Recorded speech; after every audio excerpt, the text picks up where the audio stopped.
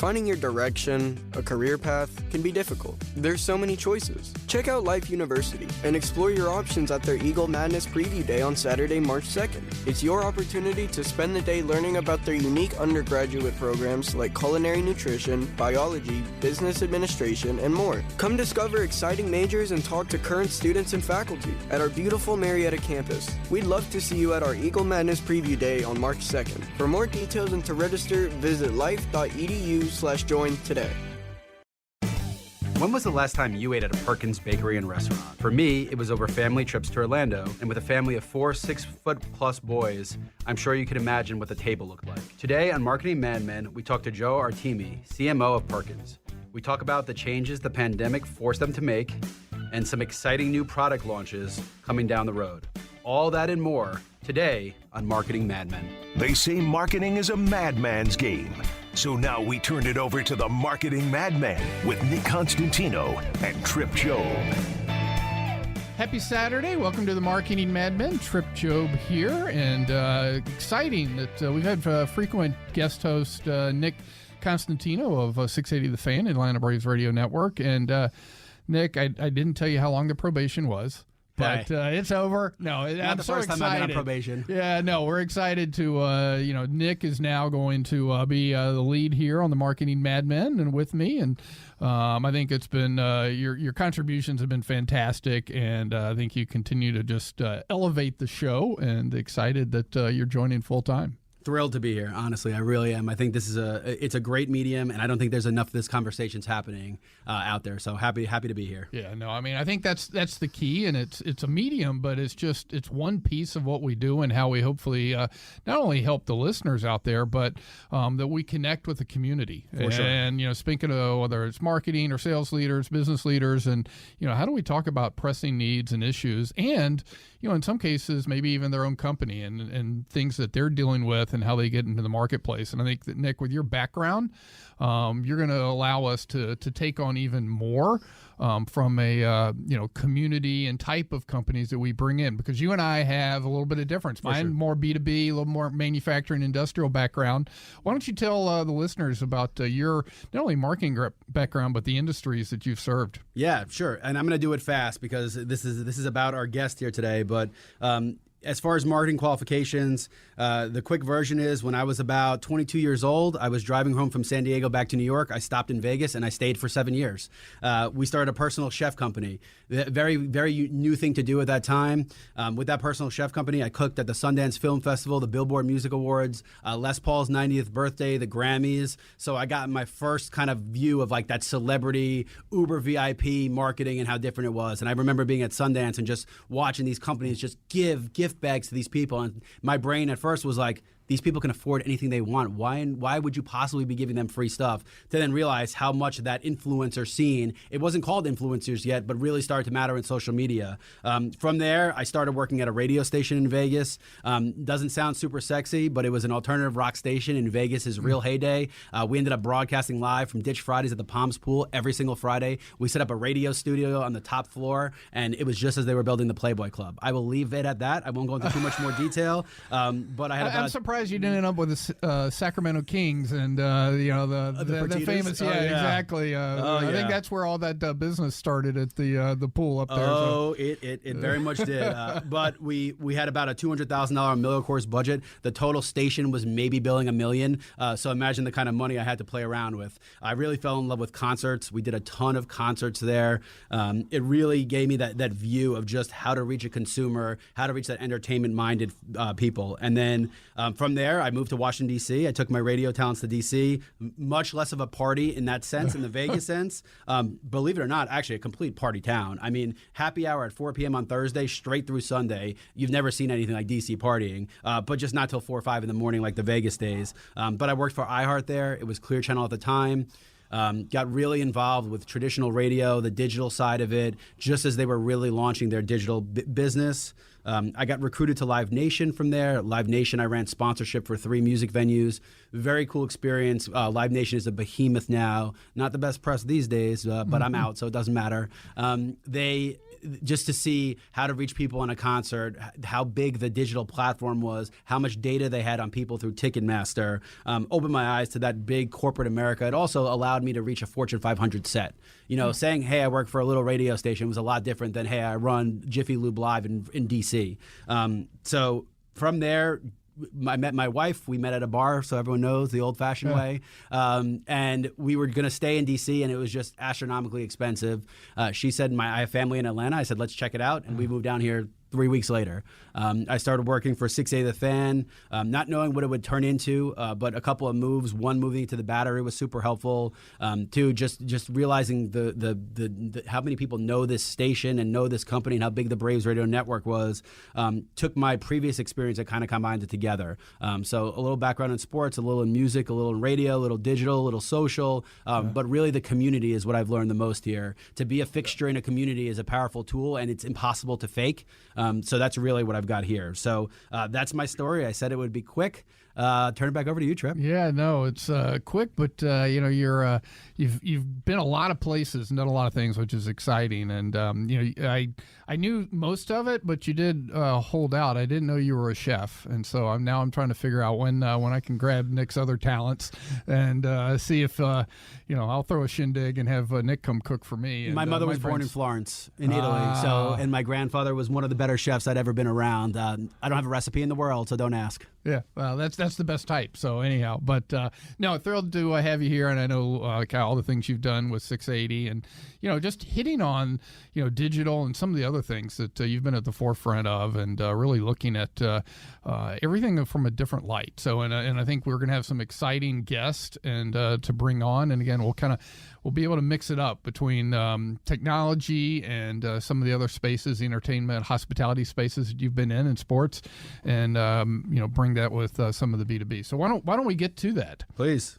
We're fortunate today. I think it's one of your real good friends, we have Joe Artime. Hopefully I said that right, Joe, the CMO from Perkins. So, we're definitely going to take a little spin here, and, a name that I think most people have heard. Some are probably very brand loyal, and then others are going, wait a second, where do I know that name? I was on vacation in Disney once, and I swear I passed one. Yeah. Right there with my parents when I was 11. Yeah, so welcome, and why don't you tell us a little bit about your background, and then we'll just dive right in. Absolutely. Thanks for having me, Trip. So I grew up working in restaurants, starting at 15. I remember my first job was working at Kroger bagging groceries, and I was like, never again am I going to be doing that. So I moved over into the restaurant industry, worked at fast food for a little bit, worked in, as soon as I could start, serving alcohol, started bartending, opened restaurants throughout college. And I just really liked the energy that you always had in restaurants, whether that's, in the back of the house, working a prep line, a cook line, or, serving guests. And so, it was always interesting to me. First job out of school, I actually landed at an agency where my first account was the Moe's Southwest Grill account. Yeah. So I did all their grand openings for Moe's as well as the other field marketing. Exactly. Yeah. This is that they were expanding pretty quickly, I assume, right? Exactly. They were opening up multiple stores, Joplin, Missouri, places I had never even heard of before, just opening up Moe's all over the country. So that was, very interesting to me. After, they got sold, there was a freeze put on our account, and I got put on the National Peanut Producers account. Not as interesting to me. So, I knew I wanted to get back into restaurant marketing. I had the field marketing experience working with franchisees. I ended up over at the Princeton Review, which if you want somebody to, your kids to do better on the SAT, you take a Princeton Review course or an LSAT course, that sort of thing. Did them both, actually, if it counts. Exactly. I did both of those. Did the LSAT, did both of them. How'd you score? There were other things that got in the way of my score. It was I'm not going to put it solely on the Princeton Review, but actually no, I did pretty darn well. I'm not going to lie. Okay. It's that happy hour the night before. You're supposed to go to bed before 3 a.m. when you're taking the LSAT. That amongst other things. So, worked there for a while, and I figured out, hey, if part of the perks of working here is you actually get to take these courses for free, let me go ahead and take one and see what happens. Ended up in business school. And following business school, I knew I wanted to get back into restaurant marketing. Now I'm at business school with Georgia Tech. Everyone there is trying to work at Amazon, Google, that sort of thing. I'm like, I really want to get into restaurant marketing. And they're looking at me a little weird. But I ended up at Burger King's leadership development program, their MBA program. I go down to Miami. That's a blast down there. But also they were run by an investment bank. And so, you're kind of thrown in there. And the folks in marketing down there, they were all former investment bankers, all former consultants. So numbers oriented. Absolutely. Yeah. A huge data-driven approach. After my time there, they shipped me out to the field. I oversaw all of the marketing for basically the marketing as well as the operations and development for 400 locations in the Carolinas at Burger King. Wanted to move back to Atlanta. They had moved me around 3 times. When I saw the opening with Crystal, I jumped at the opportunity. That was a brand I grew up eating and loving.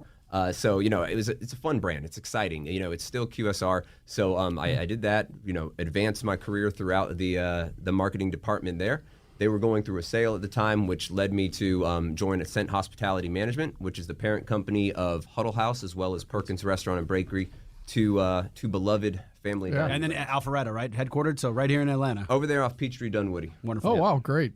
Yep. Yeah, right up the road. So, exactly, yeah, same as Briggs. Tremendous career and kind of how you've. I love. Let's go back a little bit. Sure. You said you were both in the back of the house and the front of the house. What lessons maybe from each side? Because there's a lot of people that early on in their career that really harken back to lessons they learned. Well, I'd say that you can always tell who's worked in the back of the house by how you can tell who of the people in the front of the house treat the people in the back of the house who's actually worked back of the there. house. The folks back there that are like, I need my chicken Alfredo. Yeah, I worked at Olive Garden, so I need the fettuccine Alfredo. Blah. And they're like, chill the bleep out. And so, there's those folks. You're just like, hey, man, these 2 tickets, whenever you get a chance, I'll be back in 20 minutes. Like that sort of thing. You develop a rapport with the back of the house. You're always going to get your stuff first. So there's a little bit of a That's like the old, you could always tell who worked in the service industry by how well they tip. Exactly. Like I tip well because I was of LA, and walking someone with a $300,000 car, give you $1 is pretty much a murder-inducing red comes over your face. So I hear you. Yeah. So the other thing is, so you've been in the industry, but with different types of ownership groups. So any thoughts around that? In this general. Mostly private equity recently. So that's interesting. I've also worked for publicly traded companies. There's pluses and minuses to both. I would say that most of the partners I've been able to work with have been very supportive. At the end of the day, I always say we're not doing brain surgery here. Right. We're trying to figure out how to drive more people into a restaurant. So as long as you stay focused on that, the owners are usually pretty supportive. Yeah, no, I think absolutely. Well, definitely want to get into the Perkins brand a little bit, and we're going to do that when we come back from a break in a few minutes. But it's interesting to think about what becomes top of mind. I don't know if you have a real quick take us away top of mind thought of Perkins, Nick. Well, yeah. I mean, I remember the bakery. I think one of the things that always stood out to me was the bakery because it's not something you saw every day. So it's like they got you with the get you in and they got you on the way out. You're like, oh, I have to. So that was probably the memory for me of it. And it just felt homely, man. It just felt like it was just like, you're not going to go there. It's not going to be blasting music. That it just felt like somewhere you would go with like your grandparents on a Saturday morning. Yeah, and honestly, like you think those things are funny when you're a kid, but that's all you want in life is breakfast with your grandparents. Yeah, I think that's great. So, Joe, we're going to come back to that and get your see how far off or on we are on that. And you're listening to the Marketing Madmen on Extra 106.3. Don't miss the 10 for $10 produce sale this week at Safeway. Get select produce like large Hass avocados, mangoes, cucumbers, large lemons, green, red, or yellow bell peppers, or 16-ounce bags of Signature Farms baby peeled carrots for only $1 each. Also this week at Safeway, select meats or buy one, get one free. Get items like Signature Farms 80% lean ground beef or 16-ounce containers of Jenny O 93% lean ground turkey, burger patties or Italian style or taco style ground turkey. Buy one, get one free. Visit Safeway.com for more great deals.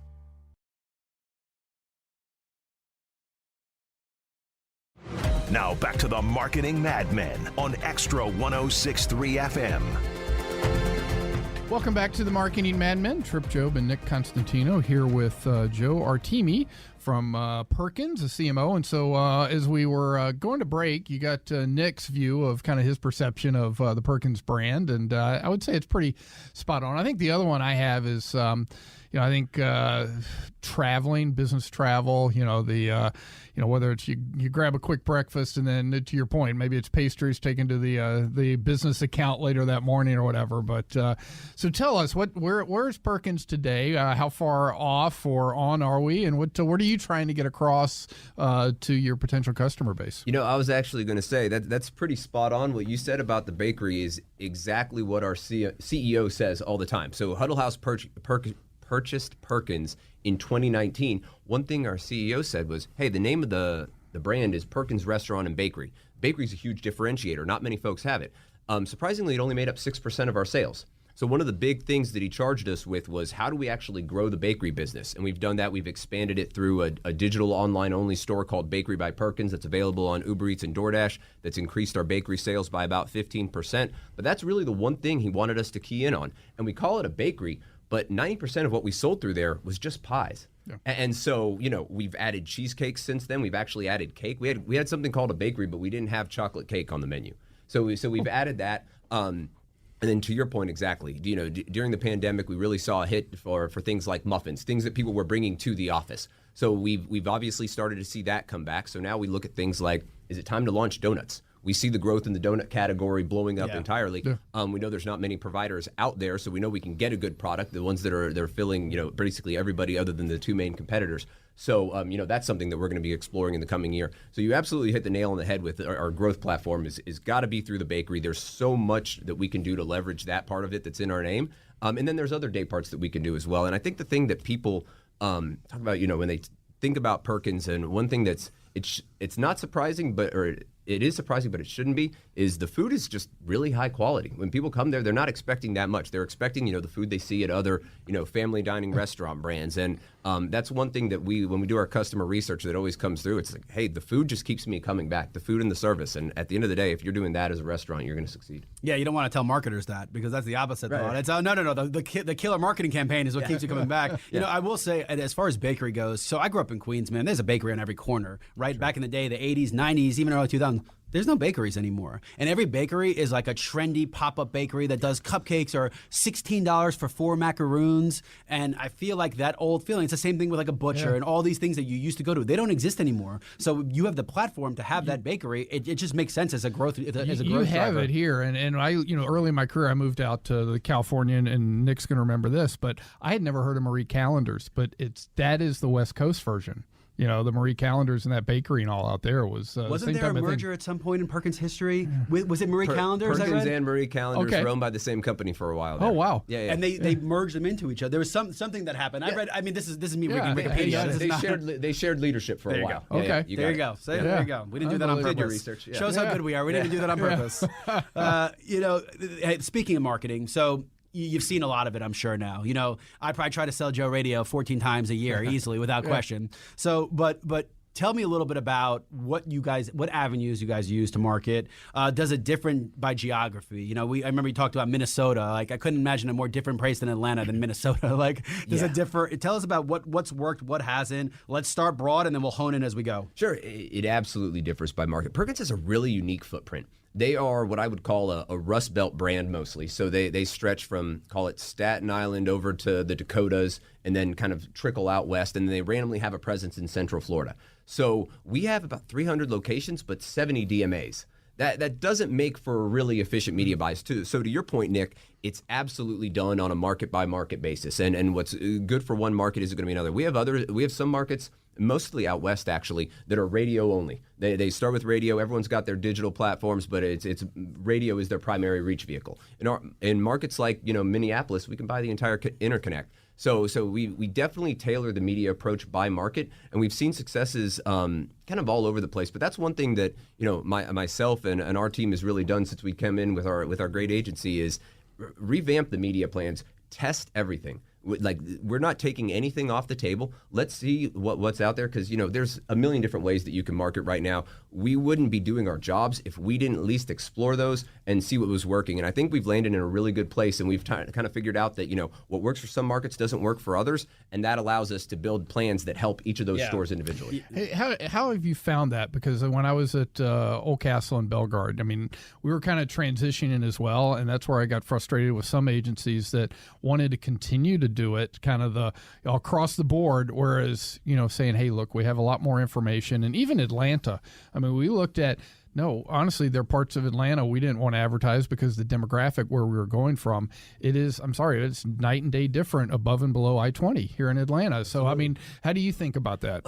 I would say that for Perkins, one thing that we're lucky in is in a lot of these markets, we only have 1 to 2 stores. So we're able to locally target around those locations. We're not having to target throughout the entire DMA. By zip code, but you're... Exactly. We've still got like kind of a direct mail program for the, Perkins customer. They trend older. So there is sort of that coupon customer that you absolutely do not want to anger coupon customers, no matter what industry you're in. So you want to keep those guys around. But yeah, you hit the nail on the head. We absolutely want to be specific to the area that we're in, because we recognize that people aren't probably driving 25 miles across town to a Perkins. So we want to make sure that we are capturing everybody in our area that we're in, because we know that our opportunity is probably awareness within our area. Once we capture those, then we can start expanding. And because the food brings them back. So you're getting them in the door, you're using your platform to get the people in the door, and then you're letting the restaurant take it from there. And the research that we have tells us exactly what you just said. When they come in, they are going to come back. Our goal is to actually get them in. And these new media plans that we've been ramping over the last year and a half, which to your point, so the agencies a lot of times are like, this is the way we've done it. We'll just knock out all these DMAs. It's like, no. We could take a little bit more surgical approach to this. I got time.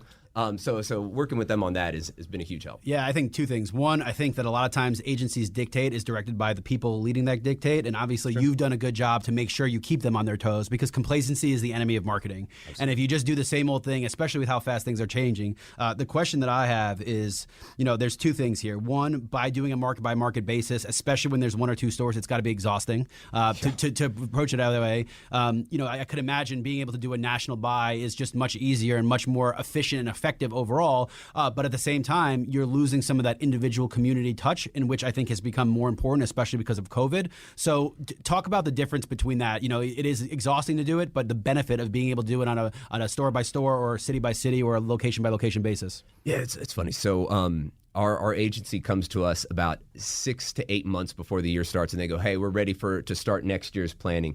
And myself and our chief brand officer, who's run marketing for several years and now oversees both brands, she's like, I've never seen an agency 6 to 8 months out. Is there inefficiencies? I'm like, no, we are the inefficiency. They're just getting ahead of it because we're forcing them to do 75 different plans, 75 plans that are tailored specific to the markets. So if you get them started in enough time, you can do that. The problem is if you're rolling up on the end of the year in October, you're like, hey, we need the 2023's media plan. Let's go. You're going to get a one size fits all. Right. So it's working with them and not telling them, hey, we're not ready for this, or push it off towards later, or we don't know what the budget is. You lay in assumptions so that they can start doing the work ahead of time. Yeah, and then you fine tune it. And I love what you said about one size fits all. And I have to think, when we were talking about our perceptions, you've got the the families, the local consumers, whether they're going on vacation, et cetera. That's one of your customers, and I assume your other is a little bit of that business. Tell us, do you think about that of your different types of customers, and you think about marketing, maybe even seasonal, with the families? Is it spring break, summer, fall break, holidays versus, the ongoing, let's call them the business or local patron customers? And do you approach it differently? We absolutely do. So in our Florida markets specifically, we will, bump up our weights during the tourist season. So we absolutely do that. And it's funny, especially out in the Dakotas, there's a huge motorcycle race that brings a ton of business to those stores. So we do a huge billboard campaign along the roads during that time, and those stores do a solid 30% of their business during a 2-week motorcycle rally. I mean, if you need content, I would just show the Perkins filled with bikers. I mean, I feel like that in itself would be a content piece right there. There's got to be a TikTok video hiding there somewhere. But I love it. Every now and then a great use of billboards and seasonal. And the beauty is you don't have to buy the billboard for the whole year anymore. You can buy it for a month or 2 months, whatever you want to do. In and out. Yep. Yeah, and you have awesome. a brand that people know of, so it's not like you're putting those infamous horrible billboards with 67 words when you're driving 80 that you can't read. My favorite kind of billboard. Those are the easiest ones to go after and steal over to radio. I think 7-word limit. I think that's awesome. So let's leave Perkins for a second, right? So CMO, coveted role, one of those top roles in marketing. Let's do 2 parts to this. First part, who do you see externally doing a good job and a bad job in marketing? I've read a lot about Burger King. They're kind of alienating people right now. Prices are too high. Marketing's a little off, but that's a layman's. You tell me about who you think right now is doing a good job and who you think is doing a bad job. And if you don't feel like implicating anybody, you can skip the name if you need to. Yeah. So, Just use corporate colors. I got you. So I would say, actually, so Burger King recently launched, like in the last couple of weeks, it looks like, their new campaign.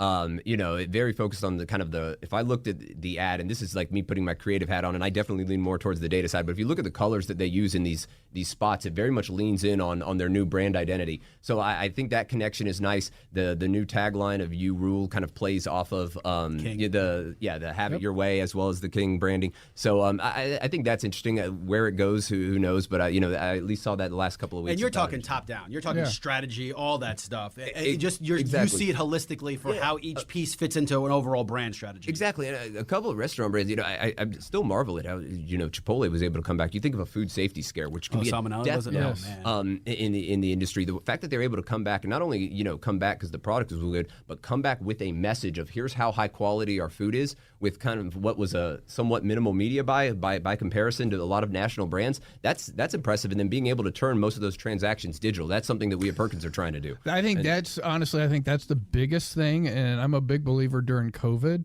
that there are some brands, and Chipotle in that space, that quick service, Mexican type space, figure digital platform, ordering, delivery, whatever you want, they got it faster than but they also else. have the capital to be able to invest in. Absolutely. And what you're talking about, that stock went from $400 to $1,200, $1,300, $1,400 like it was nothing, which means people are just giving them free money to invest in the infrastructure to do so. I don't think Perkins has much free cash flow to implement a digital structure as Chipotle does. No. But I think that was a case of they used that technology to win back share versus other types of marketing. And the irony is, there's nothing that pisses me off more than going to Chipotle and either the door being closed and saying online orders only, or somebody squeezing by to grab one. It's because no, I want to make my burrito with someone looking at it, which shows how freaking old I am. Exactly. All right. How about this then? Let's talk one person that you see doing somewhat of a bad job, and then also what advice you would give a 20-year-old college graduate that wants to get into the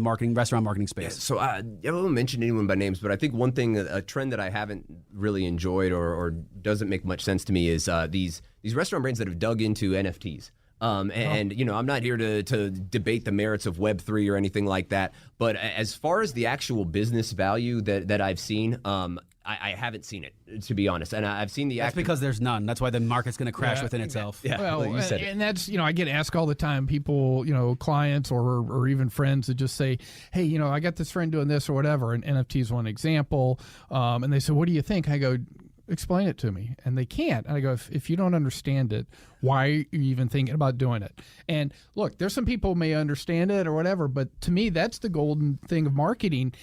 If you don't understand what an agency's presenting to you, you shouldn't probably be doing it.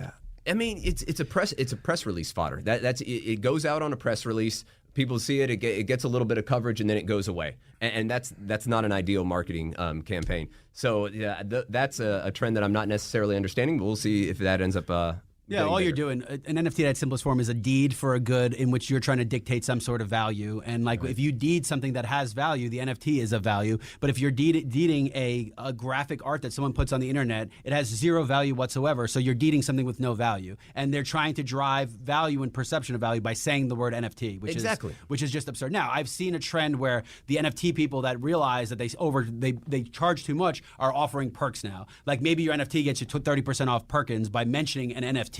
There's a value proposition there because that returns value. 30% off is something you're only giving to someone. You make your money up front, and now you're using this as a permanent coupon. And there's a difference between showing an NFT on a phone and waving a coupon. So I see that's where I think the space is going to evolve to. But I agree, and I think I know the company you're talking about. None of that was thought out. They just thought it would be cool to slap some celebrity on it or something and just go out. I mean, that's like McDonald's with the adult Happy Meal. An agency sold them on it. I mean, that's probably. But to Joe's point, they probably sold them on it 6 months ago when this was something that was worthwhile and trending, as to where something that the market's already imploded on itself. So there's also advantage in being somewhat current with it. All right, what about advice to a 21-year-old little Joe getting out of Georgia? What advice would you give yourself about getting into restaurant marketing? Learn data. Don't be afraid.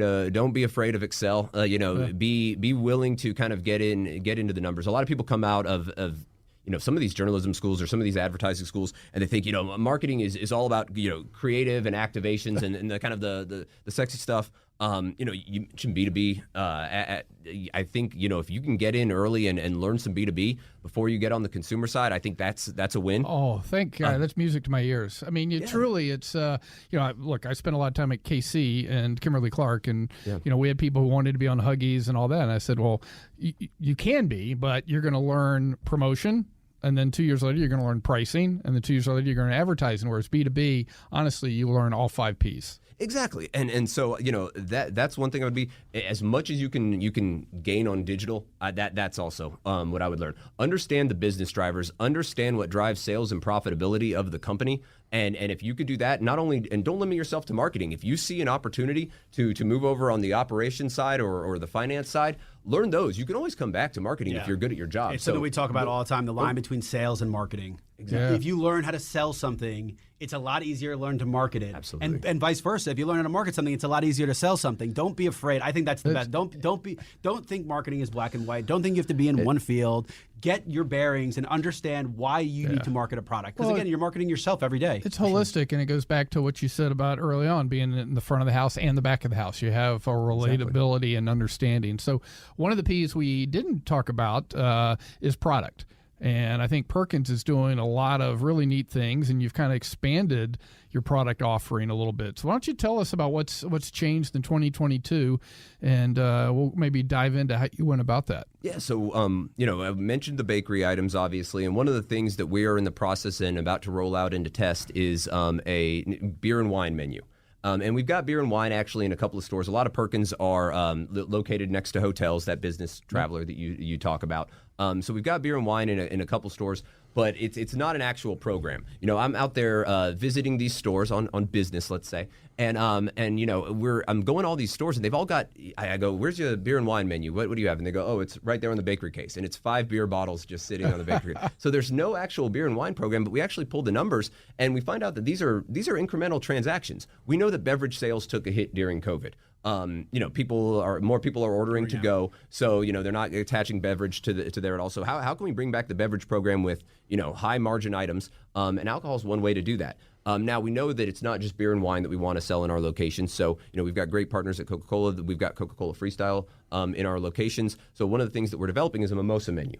And we are, we were kind of refining that. Our wonderful chef out in Memphis is working on those. And, we'll be launching those in test in January, mostly in our Florida locations. But, seeing how that test goes, we can then talk about rolling it out system-wide. It's not exactly the easiest in the world to get these licenses. But, well, especially the time of day in which you're serving. I got to imagine breakfast is a busy time, and you don't want to sit there drinking 44 mimosas when next to a church in the Bible Belt. Yeah. So I think that there's probably but at the same time, I'm shocked that as a company turning a profit, that you guys haven't implemented that strategy, because you're right, that's a profit driver ultimately, no matter what. Yeah, and so the licenses make it prohibitive in some locations. I was blown away by the cost of but beer and wine licenses is state A versus state B. Oh, you're paying off the wrong person. There's a guy there. It just requires unmarked bills under the table. It's very easy. So in the Dakotas, no problem.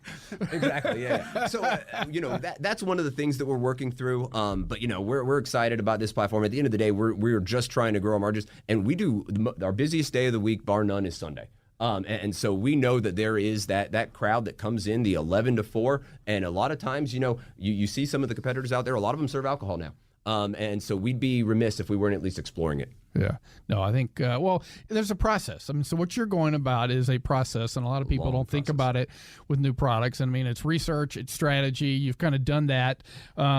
So how about the development? So as you started going into that, the development and maybe the positioning, how are you thinking about that? Those are kind of that middle steps after you've gotten your base. Exactly. So, the initial research is this something that people want at Perkins? And we know that it is basically for certain occasions. On weekends, middle of the day, we know that people aren't going to sit there and even pound 3 beers while they're at Perkins. So we're kind of safe on it. We want to be safe on that end. Well, you didn't know that Nick was coming. Yeah, exactly. Oh, I was 3 beers before I got the menu. Yeah, my apologies. And so, we wanted to make sure we have the right products in place. The Perkins customer, as you can imagine, isn't necessarily an adventurous one. They want fun flavors. They want fun names for actually their drinks. We know that based off of our regular menu. But we're not going to be doing, mango, passion fruit, none of that kind of stuff. They're not drinking mezcal. They're not Exactly. trying a new Peruvian pico, like pisco. But, a cranberry mimosa, that's something they might try. Yeah. So we're going through the process. We've culled our list kind of down to a handful, and we're putting them through our research vetting process. And then we see what the actual customer says about these type of flavors. And then, that's kind of how we look at positioning it. So when we roll it out, we look at kind of the colors that can go together. We look at how, what the names are going to be. Like a lot of the names on our menu, it's going to be, fun named items, but also just kind of hit home that these are mimosas. They're not going to be, specialty drinks, anything like that. I wonder how in that process you differentiate yourself, though, because that seems like everyone that's trying to do the beer, like all the other quick serve restaurants, they're doing a similar thing. How do you differentiate then? Yeah, so I think, the names are going to be one thing. We know that that's a differentiator for us as well. Give us a teaser. Give us an idea of a name.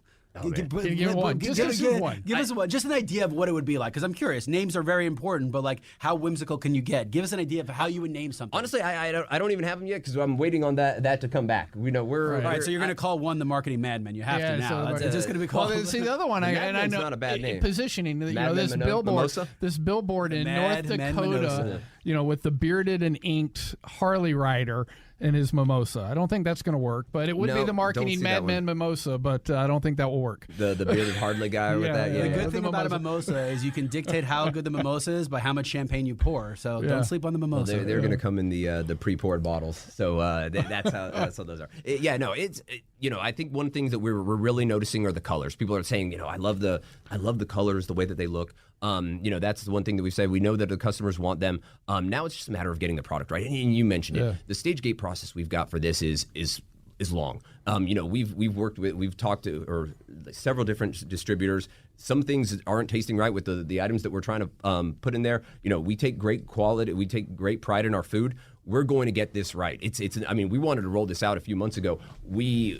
Right now there's certain things that if we're seeing the customers not liking it, no matter, and I see this with anything I've tested throughout the years, if it needs to go, it goes. You can't get attached to any product. There was one of these mimosas I absolutely loved. And we couldn't get the taste right. So we're not going to roll them out until we do. The first Perkins was 70 years ago, right? It was the 1950s from what I read. So if you waited 70 years, you could probably wait a little longer to get something out there. Do it right and make sure that you're not putting something that's going to hurt your quality. Exactly. You got it. Well, I can already see Sunrise something mimosa. So especially down in Florida and some of your other locations. So I have a feeling that again, what's the emotions? Because that's what it sounds like that you're trying to hit on. I think relaxing is the thing that you want to hear about. You've just had a busy weekend. Your Sunday, you've got the family in for Perkins. Sometimes you just want a beverage with your meal.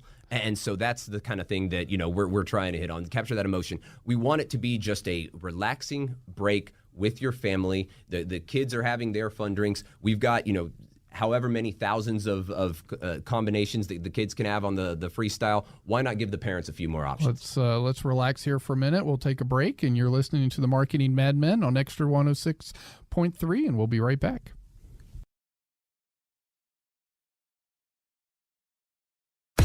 Now back to the Marketing Madmen on Extra 106.3 FM. Welcome back to the Marketing Madmen. Trip Job and Nick Constantino here with our guest, the CMO of Perkins, Joe Artime. And, I think you gave us a little bit of an idea with the beer and wine that's coming up. But what else? How do you envision? It sounds like you're making a tremendous change for Perkins. What else do you envision in the future? What do we think about? We're constantly looking at ways. I think we're constantly looking at different ways to grow sales. I'd say that one area that we are under indexing, even the family dining space right now, is digital transactions.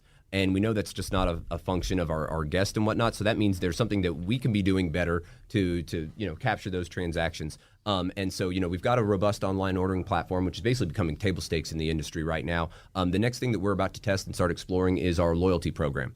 It's actually, in test right now in about 40 locations. We're about to launch it in about 10 more down in Florida. And this is just a a perks program. And this is one thing, we talk about where kind of the industry is going. I think that you're going to see a lot of you're going to see basically a lot of copycatting with some of these loyalty programs. They're all over the place right now. You get this many points, you get this reward, that sort of stuff. Ours is a very simple, it's like the old school punch cards that you'd get at a lot of places. You visit Perkins 3 times, you get X amount of dollars off of your next order. We want to keep it as simple as possible for our guests and just a consistent reward that they know that they're going to get. But it's a value proposition, right? Absolutely. I mean, not everyone wants to discount, right? You don't want to do coupons. So by providing that value club and perceived value, one, really all you're doing is pushing loyalty, which is why it's called a loyalty club. But at the same time, you are offering a value proposition and promotional asset that doesn't require necessarily discounting. Right. Yeah, and it's it's that, hey, they do think a little bit about me. And let's face it, I would say some of your key competitors, the reality is you are within a mile radius of your key competitors. So if someone makes that kind of last-minute decision, are they loyal to the Perkins brand? Exactly, yeah. We want to basically increase our frequency, get that customer data so we can better target them and, send them stuff on their birthday or say, hey, you've ordered, this many breakfast entrees. Try a dinner entree for X amount % off on us. So, we want to make sure that we're capturing that. This is another one, much like the alcohol thing. We got to make sure that we get it right. You don't get to run out a different loyalty program if you screw up the first one. So we want to make sure that we're doing that right. But we think that's a big way to grow our digital transactions, as well as, we're launching a new brand campaign here in a couple of weeks, actually. And, it's going to have a specific component and call out to our online ordering platforms. We want to make sure that, people are going to our website, placing their orders there. There is a benefit to it. You do save a good bit of time. You can pre-save your specific Perkins orders, which we know a lot of people have the same order when they come to Perkins. So there are benefits to that. We want to make sure that we're driving those transactions. Yeah, smart. One question I want to ask, a lot of brands do go down the influencer route, and there's some benefit, and then there's some negative to that. And there's been a few recently with some of the influencers, some brands, and we won't get into them, have chosen, and all of a sudden things turn south for those people. But I have a sense that that's probably not what really relates to Perkins customers. But how do you view influencers, and especially within the restaurant industry? It's a crazy trend right now, and I actually think that you're going to see more restaurants at least try it. That makes a whole lot more sense to me than the NFTs, to be honest. I think if you look at kind of the Wahlburgers model, is there a possibility? Because if you look at the creators out there that are attaching their name to, say, a skincare brand, something like that, could you have somebody do that for a restaurant brand that kind of doubles as a lifestyle brand? For instance, would the next version of, say, a Shake Shack or a Crumble Cookies, would those be influencer brands? That's the thing that I'm going to be most interested in. Yep. There's a company out there right now called Virtual Dining Concepts that does Mr. Beast Burger. Yeah. And that exists on DoorDash and Uber Eats everywhere. And the delivery stuff. Is that something that could be leveraged into But that's a brand, though. They're trying to make, that's the NFTs you're talking, they're trying to make the Beast Burger one of those brands that goes beyond just the food also. Exactly. And can it exist outside of the delivery apps? And I my personal thing is it can if the food is good. And every time I've tried one of those brands, it is overdone to make a quick ROI. The food is not good. The consistency is not good. They don't have the professionals in the operational part of restaurants to go do this. Exactly. And that's the end of the product has to be there. And you're seeing it, I go back to that skincare industry, the influencers that are working on that, they're very in tune. They're not putting their name on anything that would denigrate them at all. So I think that in order for this to ever work in restaurants, it has to be a good product. It can't just be slapped up on there. Yeah, I think, I'm going to guess. This is not a completely come from anywhere, but when KFC came out with the Jack Harlow meal, my thought is what they did was they decided they're going to take X amount of goods, mark it up $1, give Jack Harlow 50 cents. Everybody wins because everyone who didn't realize that that's the exact same thing with this guy's face on it. And by the way, I don't even know what a Jack Harlow is. I have no idea. I saw him on game day about a month ago. I really did know before that. I'm dating myself. I don't care. But if you're going to get 50% bump, you're going to give him 50%. Everybody wins. There's no risk involved. And ultimately, you're just testing. And again, I think in an upward economy, it's easier. I think in a recession, it's going to be a lot harder to do that. But I don't think those things are as detrimental as paying an influencer to go out and blast social media, which I think is the ultimate downfall. It's really got to be a partnership, strategically done, and you got to have a strong brand. And they can't be overdone. And I love Shaq, but let's face it, Shaq is everywhere, especially in the restaurant industry. And I mean, there's a point I think he's oversaturated. And but he's safe. He's one of the few that are safe. There's a lot of them that, boy, all of a sudden the skeletons come out. Exactly. And you know, what you mentioned about the celebrity meals at some of the QSR, I view that almost as kind of just a new brand campaign. Like back in the day when they would have just had those people on commercials. Now you get them on commercials. You get their 3 favorite things. It's a simple meal that it's nothing way off the menu. It's a simple meal that the folks in the back of the house can actually put together and slide out the door. The fans think that they're actually ordering what this guy orders when he goes to KFC. Yeah, right. So to your point, it really is a win-win for everybody. But when I want to see if we're going to see actual celebrities attaching their names to brick and mortar locations, because that's when I think it gets real. And I've got no clue if that's going to happen. Dude, honestly, like, think about this. How many times have you gone to a celebrity chef restaurant? In the past 10 years, the nature of the business has changed so much, right? I mean, they are not, the esteem that they used to have when they first started is just fallen to almost nothing. I mean, besides Spago by Wolfgang Puck, which pretty much started the trend, I mean, there's been times I've been gone to Emerald's restaurant. I got to try it out, and it is just awful. It is just closed so frequently. Unless you're going to the original. I mean, that's my. Let's go to Commander's Palace or Emerald's, of course. Or Vegas. I mean, because 30 years they've been there for. I'm just saying. So, Joe, this has been great. Yeah. It's the fun time now. Now you get to do your gratuitous Perkins pitch. So, ultimately, you're in Florida. You're driving to Tennessee. You're in Savannah. Why would you stop by a Perkins, and what would the experience be like? Hey, I would say 300 locations across 32 states. There's some a little bit for everybody. Hey, anything you want there, I guess, except for beer and wine now at most of the locations, but soon to change. We've got it for you. You want a good hearty home style dinner? Cool, we got that. You want simple breakfast, something for the kids. Senior menu, we have that as too. So if you're traveling with grandma, it's a good stopping point.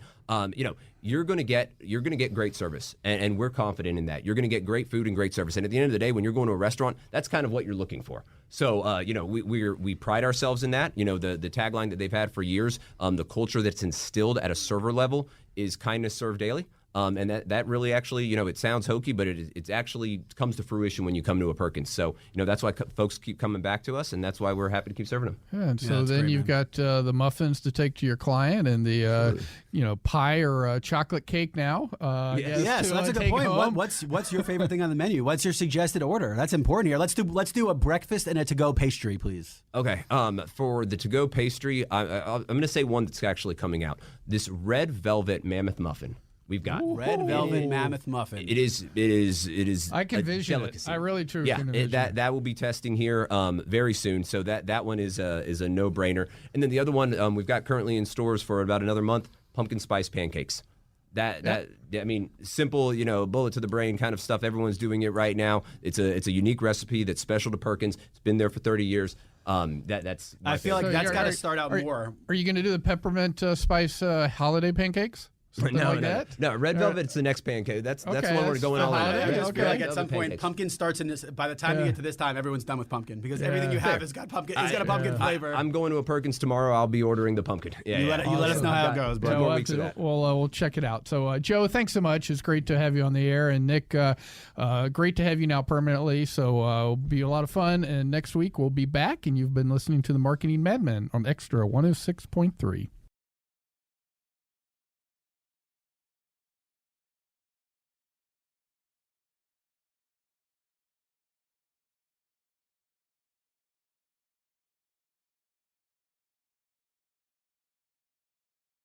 Don't miss the 10 for $10 produce sale this week at Safeway. Get select produce like large Hass avocados, mangoes, cucumbers, large lemons, green, red, or yellow bell peppers, or 16-ounce bags of Signature Farms baby peeled carrots for only $1 each. Also this week at Safeway, select meats or buy one, get one free. Get items like Signature Farms 80% lean ground beef or 16-ounce containers of Jennie-O 93% lean ground turkey, burger patties or Italian style or taco style ground turkey. Buy one, get one free. Visit Safeway.com for more great deals. Finding your direction, a career path, can be difficult. There's so many choices. Check out Life University and explore your options at their Eagle Madness Preview Day on Saturday, March 2nd. It's your opportunity to spend the day learning about their unique undergraduate programs like culinary nutrition, biology, business administration, and more. Come discover exciting majors and talk to current students and faculty at our beautiful Marietta campus. We'd love to see you at our Eagle Madness Preview Day on March 2nd. For more details and to register, visit life.edu/join today.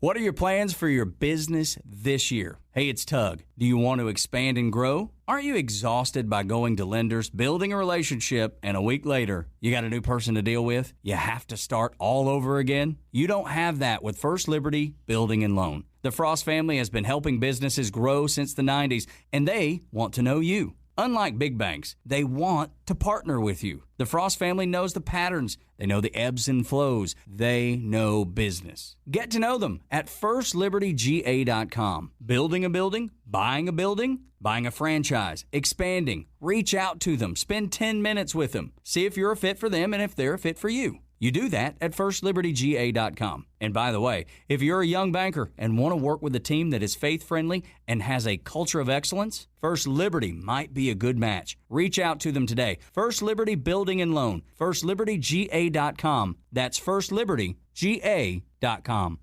A lifetime of hard work. Children laughing in the kitchen. Family photos on a restaurant wall.